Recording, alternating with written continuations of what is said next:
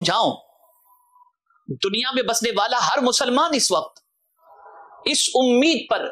اپنی زندگی کے لمحات گزار رہا ہے کہ ہم نے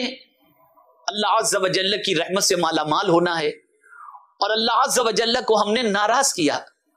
اس کے ارشاد کے خلاف ہم نے زندگی گزاری، اس کے فرامین کو پسے پشت رکھا، اور اس کے بتائے ہوئے راستے کو چھوڑ کر اور مصطفیٰ پیارے صلی اللہ علیہ وسلم کے راستے کو چھوڑ کر ہم نے غیروں کے راستے کو اپنایا۔ اس وجہ سے آج اللہ عز و جل کی رحمت ہم سے روٹی ہوئی ہے۔ ہم چاہتے ہیں کہ اللہ کی رحمت ہماری طرف متوجہ ہو، اللہ کی رحمتوں کا نزول ہو۔ تو آئیے میں آپ کو بتاؤں، خود رب قدیر جل جلالہ نے رحمتوں کے نزول کے حوالے سے اور اپنی رحمت سے کن بندوں کو مالا مال کرے گا اس کے حوالے سے میرے رب نے ارشاد فرمایا، وَأَطِيعُوا اللَّهَ وَالرَّسُولَ لَعَلَّكُمْ تُرْحَمُونَ، اللہ اور اس کے رسول کے فرما بردار ہو اس امید پر کہ تم رحم کیے جاؤ۔ اب ذرا سوچو، جو بھی اللہ اور اس کے رسول کی اطاعت کرتا ہے اس پر اللہ رحم فرماتا ہے، اس پر کرم کی نظر فرماتا ہے، اس کے مقدر کو سنوار دیتا ہے، اس کی زندگی میں انقلاب پیدا کر دیتا ہے، کامیابی اس کے قدموں کا بوسہ لینے لگتی ہے۔ میرے پیارے آقا صلی اللہ تعالی علیہ وسلم کے پیارے دیوانوں، اگر کوئی شخص یہ کہے کہ نہیں نہیں میں تو رسول کی اطاعت نہیں کروں گا، صرف اللہ کی اطاعت کروں گا، تو پروردگار نے فرمایا، نادان، تو کیا سمجھتا ہے اللہ کے رسول صلی اللہ علیہ وسلم کی اطاعت کیا اللہ کی اطاعت نہیں ہے؟ بلکہ پروردگار جل جلالہ نے فرمایا، من یطیع الرسول فقد اطاع اللہ، جس نے رسول کی اطاعت کی اس نے گویا اللہ عز و جل ہی کی اطاعت کی۔ اے رسول اعظم صلی اللہ تعالی علیہ وسلم کے پیارے دیوانوں، جس نے رسول کا حکم مانا بے شک اس نے اللہ کا حکم مانا۔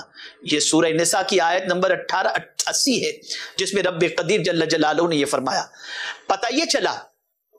کہ رسول کی اطاعت ہی در حقیقت اللہ کی اطاعت ہے،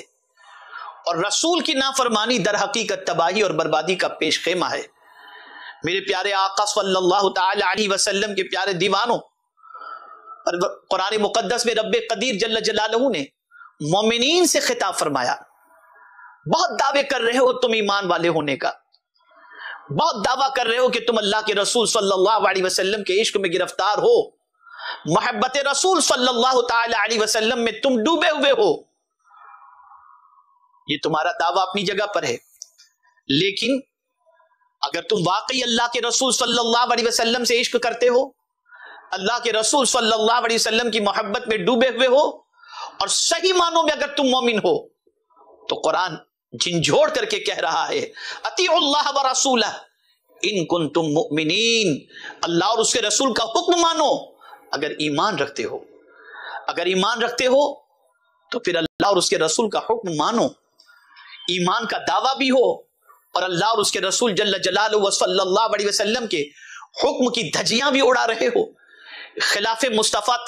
طریق مصطفیٰ صلی اللہ علیہ وسلم اپنی زندگی بھی گزار رہے ہو، اور اللہ کے رسول صلی اللہ علیہ وسلم کے حکم کو کوئی فوقیت بھی نہیں دیتے،